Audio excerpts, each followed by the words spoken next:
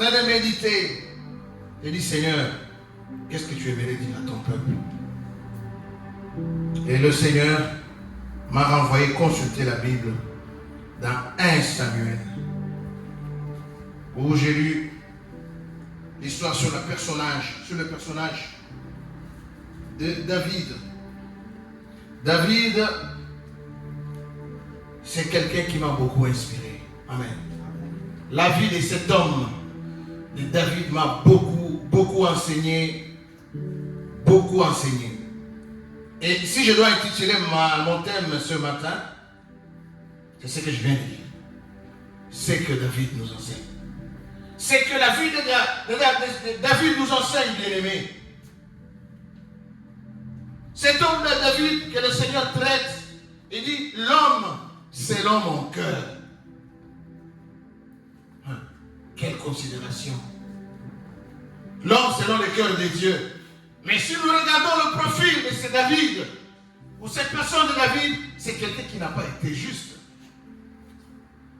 C'est quelqu'un qui a commis beaucoup de mévues. C'était un homme comme vous et moi. Il n'a pas été aussi droit aux yeux de Dieu, mais il a même péché. Il a péché. Mais Dieu le traite quand même de l'homme selon mon cœur. Dans 1 Samuel, chapitre 16, le verset 7, je vais lire. Mais l'Éternel dit à Samuel, ne prête pas attention à son apparence et à sa grande taille, car je l'ai rejeté. En effet, l'Éternel n'a pas le même regard que l'homme. L'homme regarde à ce qui frappe aux yeux, mais l'Éternel regarde au cœur. Amen. Je l'ai rejeté. Ici, on est en train de parler de Saoul, rejeté par l'Éternel. Mais le Seigneur met un accent ici pour dire que non. Il dit à son serviteur, non, ne considère pas l'apparence. Ne regarde pas sa taille. L'aspect extérieur. Moi, je regarde au cœur. Amen. Bien-aimé, peut-être qu'il est en train de te poser la question. Qui suis-je moi pour que le Seigneur me considère? Tu as trouvé grâce aux yeux de Dieu. C'est tout. Amen. Mais la personne de David ici avait certaines qualités qui m'inspirent beaucoup. Je n'aurais pas peut-être, ou je n'aurais pas la capacité de tout étaler, de tout dire sur la personne de David, mais si c'est un point qui m'a vraiment touché, j'aimerais nous le partager. Alléluia. La personne de David, c'est quelqu'un d'inspirant. Comment est-ce que le Seigneur pouvait le traiter de l'homme selon son cœur? Mais moi j'ai compris certaines choses. Et j'en ai tiré conclusion pour certains points. Mais avant d'aller un peu plus vite ou plus loin que ça, si nous devons faire l'analyse, c'est la manière dont les hommes considèrent. Nous allons nous rendre compte que les hommes considèrent effectivement de l'apparence, de l'extérieur. Comme tu es limité, tu ne peux pas connaître le cœur de l'homme comme Dieu. Toi, tu te fies à l'apparence extérieure. Samuel devait aller pour oindre le roi. Mais lui, il était toujours en train de pleurer, de prier pour Saoul. Il priait pour Saoul. Mais le Seigneur lui a dit, arrête de prier, de pleurer pour cet homme-là. Moi, je l'ai rejeté. Je l'ai rejeté. Ah, comment rejeté? Avec cette taille. Pour votre information, vous voyez, même les rois à l'époque, même les guerriers ou les militaires, on devait les recruter tenant compte de certains paramètres, aspects physiques. Tu devais être quelqu'un d'une certaine corpulence physique, costaud comme on le dit. On regarde la parure extérieure, on regarde, non. C'est une taille goliathique. Il avait une taille imposante, bien battu, apparemment fort de l'extérieur. Il avait tous les critères humains pour être roi. Les critères extérieurs, il en avait. Mais ça commençait à lui faire défaut. Le cœur. L'homme regarde à l'aspect extérieur, mais Dieu regarde à l'aspect intérieur, le cœur, l'âme. Mais dommage, les hommes, on veut toujours soigner l'extérieur. Oui ou non? On soigne tellement l'extérieur. On veut donner une bonne apparence aux gens. Et beaucoup tombent même dans l'hypocrisie. Certains serviteurs de Dieu, vous le voyez de l'extérieur. Très très éloquent, un bon français. Quand il sait seulement la parler, sentez lui là. Mais Dieu regarde le cœur. Dieu n'a que faire avec l'apparence extérieure. Il n'a que faire avec des longs français. Français bien articulé, bien orthographique. Comment on appelle ça? Il est comment? Il est très éloquent. Il parle bien. Il sait bien parler. Tu peux connaître et parler bien avec un bon français. Avec beaucoup de versets. Parce qu'il y a ce temps même qui retient, même tous les versets sont mémorisés. Commence à réciter comme un perroquet. Le Seigneur va plus loin que ça. Est-ce que tu peux dire à ton voisin, le Seigneur va plus loin que ça? Le Seigneur voit l'intérieur. Beaucoup sont restés des tombeaux blanchis, pleins de galons comme normal, mais de l'intérieur, lèpre. Vous donnez l'apparence d'un bon serviteur et vous vous dites même grand homme de Dieu. Comme si devant Dieu il y avait des grands et des petits hommes. Tous, table rase. Devant Dieu, il n'y a pas de grands, il n'y a pas de petits. D'ailleurs, les gens étaient dans la confusion, croyaient que ce sont les... Dieu leur a dit que vous croyez que le plus grand, c'est parmi tous les fils de Dieu, il y a bien plus grand que Jean-Baptiste. Mais si vous regardez ce que Jean-Baptiste a fait, si vous regardez, vous allez dire que comment ça? Dieu va plus loin que ça, bien-aimé. Il regarde le cœur. Aujourd'hui, nous allons parler du cœur de l'homme. Le cœur de l'homme, bien-aimé. Vous pouvez prospérer de l'extérieur. Mais si l'intérieur est chaos, tout est en vain. La Bible dit, je souhaite que tu sois prospère comme prospère l'état de ton âme. Tu ne dois pas prospérer de l'extérieur, être bien vêtu, avec une grande église.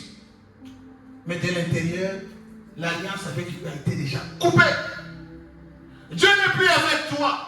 Tu es resté seul, dans les apparences bien vêtues, avec des vêtements cravatés comme moi. Moi, je n'ai pas de cravate. Alléluia. Dieu n'est pas dans ces choses.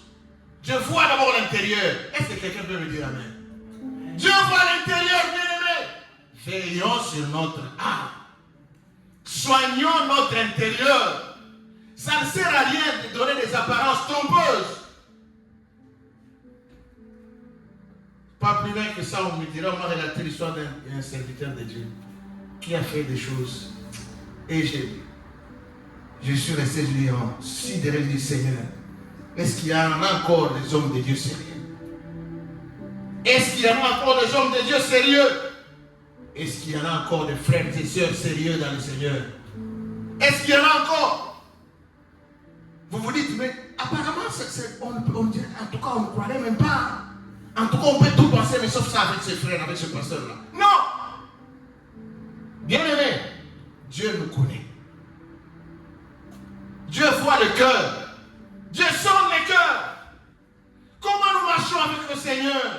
C'était ça ce qui a fait défaut à Saoul. Il a perdu sa place du roi. Il a conservé l'extérieur avec des gardes et tout. Non, ce n'est pas des gardes qui vont te faire garder ton trône. Tu peux avoir des gardes avec des militaires sécurisés. Mais si le Seigneur ne te voit plus là, tu vas perdre. Alléluia. Il a perdu sa royauté. Malgré tout ce qu'il avait de l'extérieur.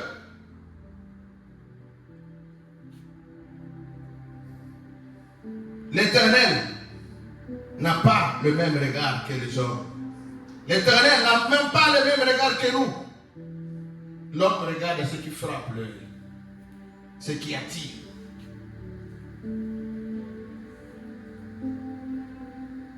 Mais Dieu est en train de dire, j'ai trouvé David, le fils d'Isaïe, l'homme selon mon cœur. En faisant une petite analyse, là j'ai compris que David avait un cœur repentant. Un cœur sincère envers Dieu. Il n'était pas extra. Il était un homme sujet à certaines faiblesses. Mais il était un homme capable de reconnaître ses fautes. Capable de se reconnaître coupable et de s'humilier devant Dieu. Combien s'humilier encore devant Dieu? Combien? Tu as péché la nuit, tu te réveilles comme si de rien n'était, tu viens et tu loues avec nous. Ce n'est pas un problème. Est-ce que devant Dieu, ta cote, tu es en train de la perdre, puis tu es en train de cumuler ta cote? Est-ce que Dieu vraiment te trouve agréable à ses yeux? David avait un cœur repentant. il pouvait reconnaître ses fautes et s'humilier devant Dieu. Dieu cherche des hommes selon le cœur de David. Qui peut se dire qu'il a un cœur selon David? Un cœur qui est prêt à se repentir. J'ai toujours dit, je peux vous prêcher sur tout, bien aimé. Je suis capable de vous prêcher sur la prospérité du premier au 30. Non-stop. Mais si je ne vous dis pas d'entretenir vos cœurs, je ne vous aide pas à rencontrer le Seigneur. Amen. Alléluia.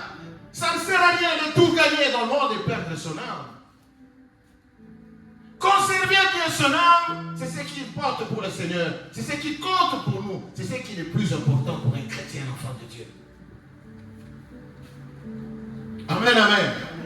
Des gens qui pleurent sur leur péché. Est-ce qu'il y en a encore? Il y en a encore. Cet homme de la ville venait de pécher. Ésaïe 51. Je m'excuse, Psaume 51. Il venait de pécher contre Dieu. Il est parti avec Bécheba, la femme de Hu. Il est sorti avec cette femme-là. Et après, il a milité pour tuer son mari. Il a orchestré.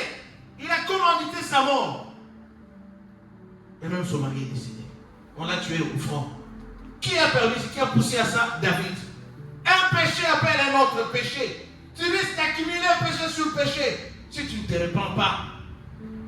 Amen, amen. Si David pouvait se repentir déjà avec le premier péché, il n'allait même pas aller loin, oui ou non? Il n'allait même plus chercher à tuer le mari de Shebal, Urim. C'est parce qu'il voulait conserver son péché. La Bible dit ton péché t'atteindra. La conséquence du péché, c'est la mort. Et quand la mort frappe, c'est catastrophique. Je suis en train de vous parler de la mort, pas seulement la mort physique. Je parle de la mort spirituelle d'abord. Esaïe était déjà mort spirituellement. Et physiquement, il conservait toujours ça. Je suis roi. Tu es roi sans Dieu.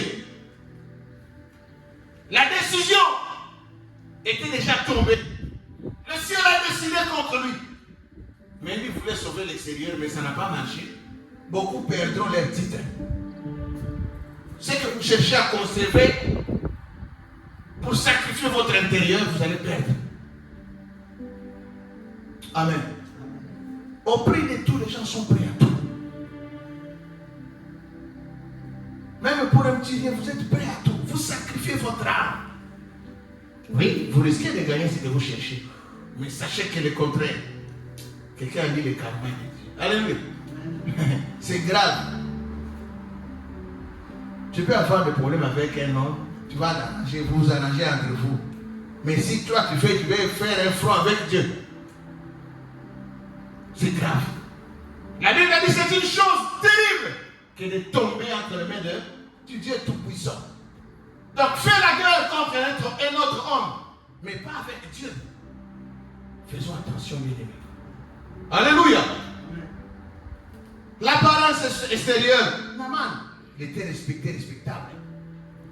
Mais au-dedans de sa veste là, la peau était déjà foutue, pleine de lèpre. Beaucoup sont lépreux aujourd'hui. Beaucoup sont lépreux. Dans vos vestes, c'est plein de lèpre. Lèpre pour dire des péchés qui vous ont accablé, vous ont rendu. Vous êtes esclaves. Vous n'arrivez plus à bouger. Libérez-vous. Amen. Hein? On doit se libérer comme David. David s'est libéré. Et quand Samuel s'est présenté devant lui, quand je lis cette partie, je vois comment il y a des hommes vraiment humbles. Il s'est humilié devant l'homme de Dieu. Il s'est agenouillé. Il a fondu en larmes. Il a confessé ce péché. Amen. Il a confessé ce péché. Et c'est ce qui fait défaut. Frères et sœurs, ayons un cœur sincère, repentant devant Dieu. Sans cela, les choses deviennent très compliquées. Amen. Soyons prompts. Dieu ne cherche pas les hommes parfaits. Il a cherché David. Il a rejeté Saoul. Ce n'est pas que David était aussi pécheur. Oui ou non? Mais parce qu'il avait certaines souplicités. Spirituellement, il pouvait se repentir facilement. On verra encore d'autres qualités sur les personnes David. Je suis en train d'abord de parler de la disposition du cœur qu'avait cet homme de se repentir, de reconnaître ses défauts, de reconnaître ses faiblesses, de reconnaître ses insuffisances. Seigneur, je suis pécheur. Seigneur, j'ai péché contre toi. Où me cacherai-je loin de ta face, bien-aimé? Vous allez remarquer autrefois, quand vous étiez encore jeune dans la foi, facilement vous veillez même sur votre vie. Même le fils qui a un péché de regard seulement, vous tournez comme ça, Seigneur, au nom de Jésus, au nom de Jésus.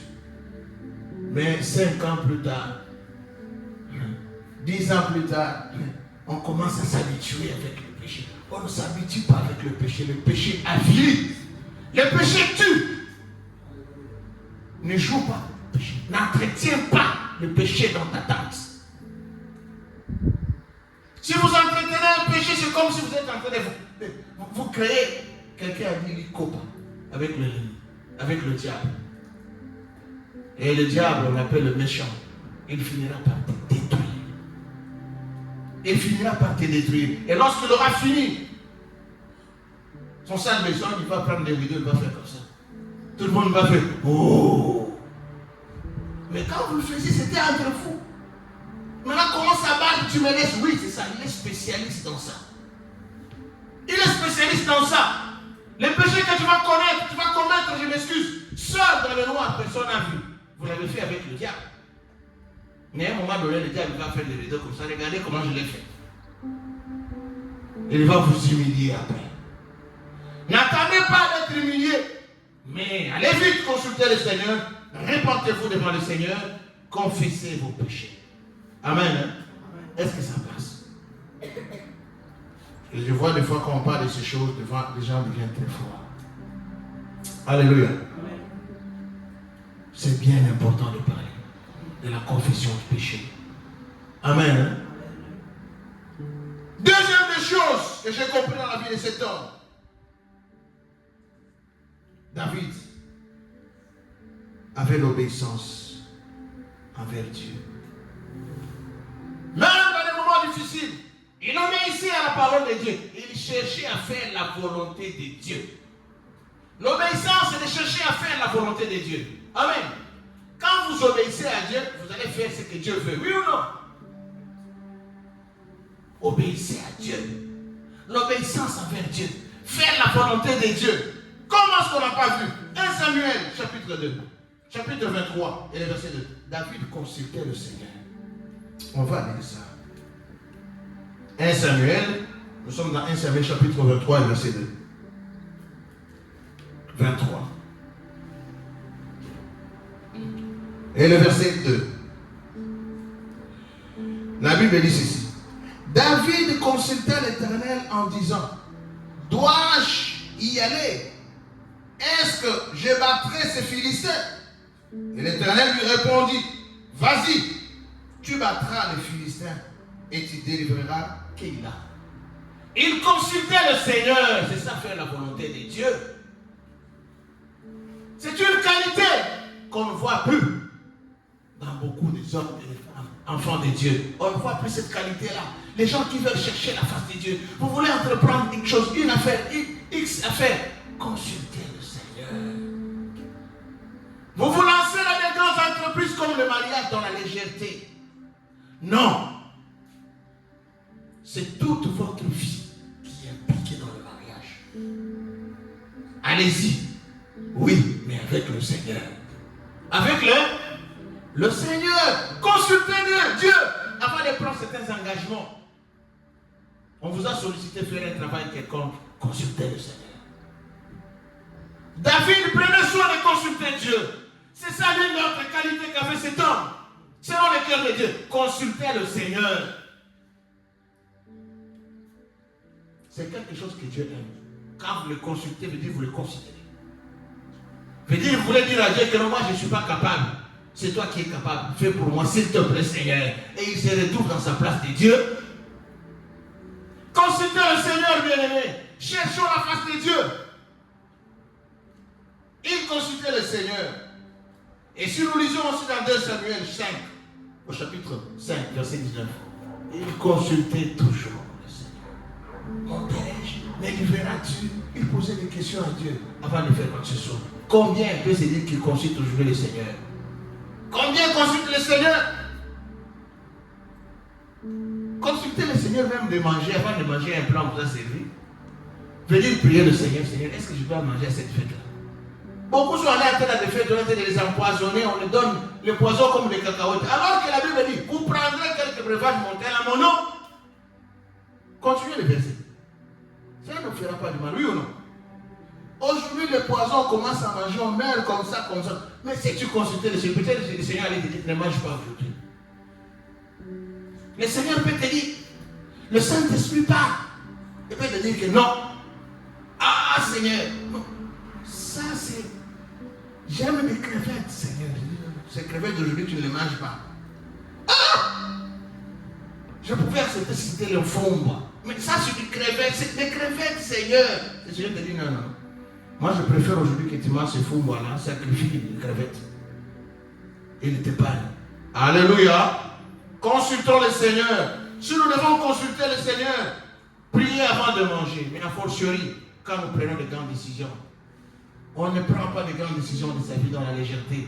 Prendre la décision dans la légèreté veut dire ignorer le Seigneur. Vous ignorez Dieu, vous vous lancez.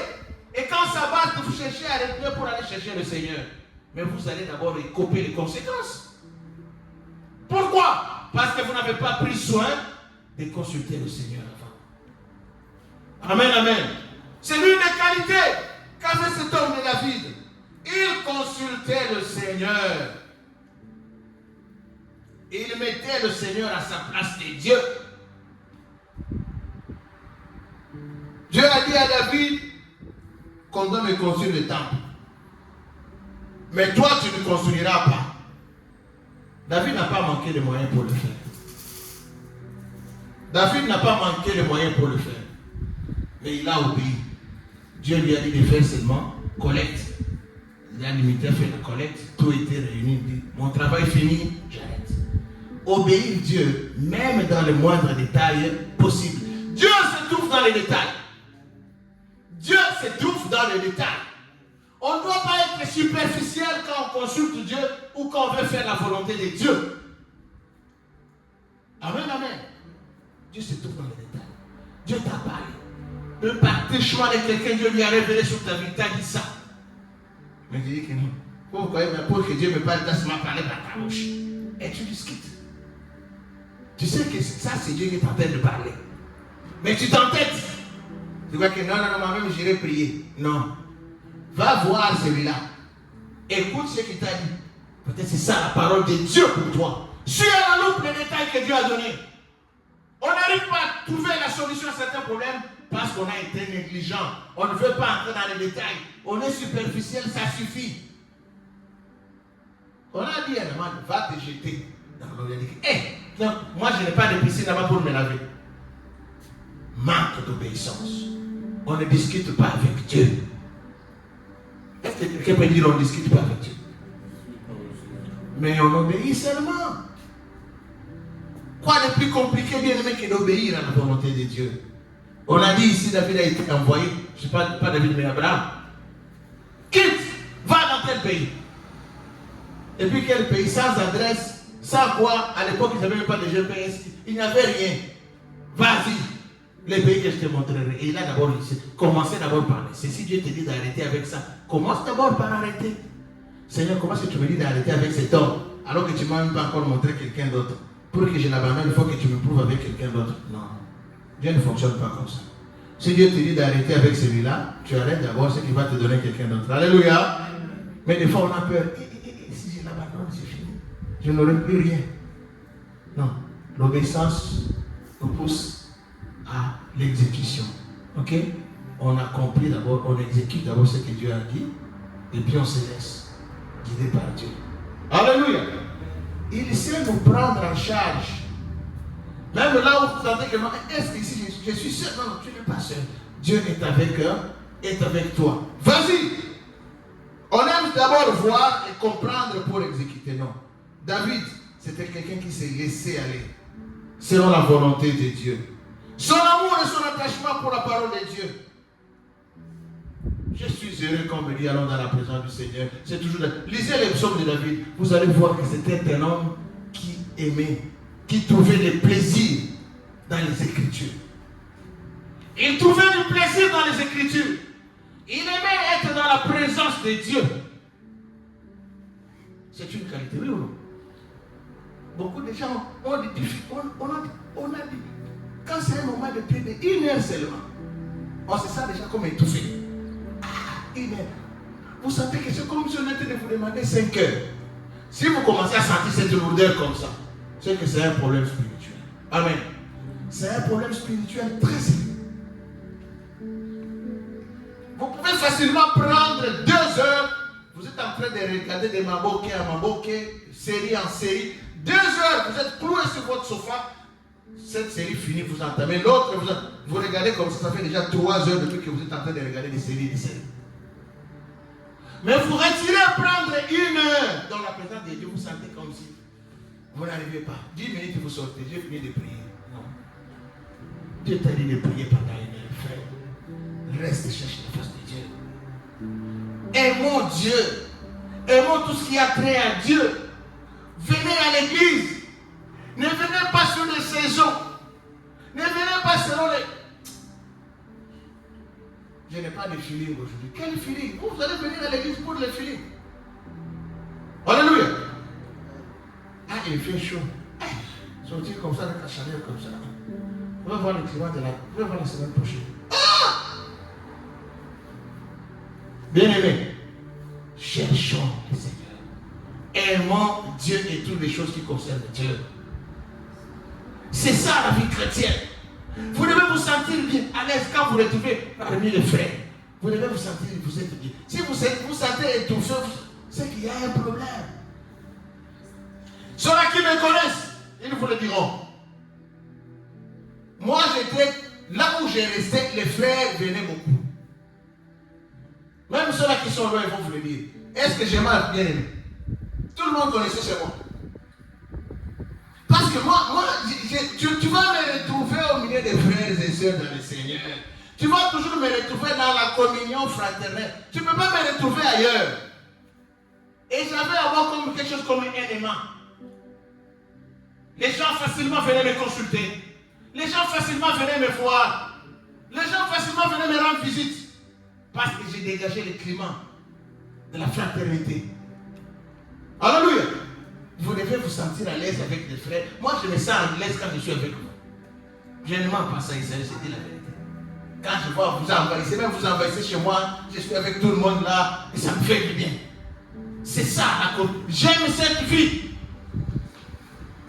La vie dans la communion fraternelle entre enfants de Dieu, dans l'unité de l'esprit. On doit vous retrouver dans les choses de Dieu. Bien aimé, il n'y a pas de plaisir ailleurs que dans la face du Seigneur. Il y a de l'abondante joie dans la présence du Seigneur. Est-ce que quelqu'un peut me dire amen?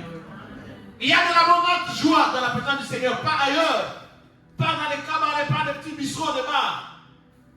La joie immense, on la trouve dans la présence du Seigneur. Vous ne pouvez pas savoir de quoi ou combien la présence du Seigneur peut nous préserver. Juste à cet instant-là, dans sa présence, tu peux être épargné de beaucoup de choses. Amen. Recherchons sans relâche, continuellement, la présence du Seigneur. C'était l'une des qualités aussi qu'avait cet homme de David. L'homme selon son cœur, oui, il aimait Dieu. Il cherchait Dieu. Il s'attachait aux choses de Dieu. Amen. Les hommes et les femmes qui cherchent la face de Dieu sont comptés autour. On ne les voit plus. On ne les voit plus. Les gens ont pris maintenant les choses de Dieu comme c'est vos histoires là. Ce n'est pas vos histoires là. Amen. L'église, ce n'est pas un endroit de distraction. On vient à la rencontre du Seigneur. Amen. Le Seigneur est là. Qui sait ce qui peut nous arriver demain ou même en sortant d'ici? Personne ne sait. Parce que personne n'est maître de sa vie et de son avenir. C'est l'Éternel Dieu qui sait toutes choses. Recherchons la face de Dieu. La résolution de consulter Dieu avant de s'engager. Il avait un cœur repentant, je l'ai dit. C'est repentir en tout moment. L'obéissance. Même quand il n'a rien compris, même quand c'est difficile, il obéit d'abord. Et son amour, son attachement aux choses et à la parole de Dieu. Est-ce que quelqu'un peut dire Amen? Amen. J'ai épinglé en fac et résumé de ce que j'ai trouvé de positif dans la vie de cet homme de David. Est-ce que quelqu'un peut s'élever maintenant? C'était juste une courte exhortation pour te réveiller.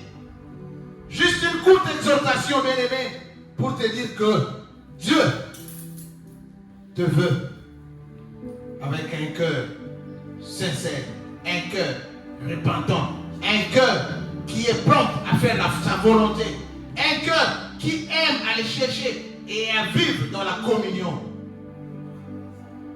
Commence à prier le Seigneur. Pendant que j'invite le bien-aimé Joël à nous diriger.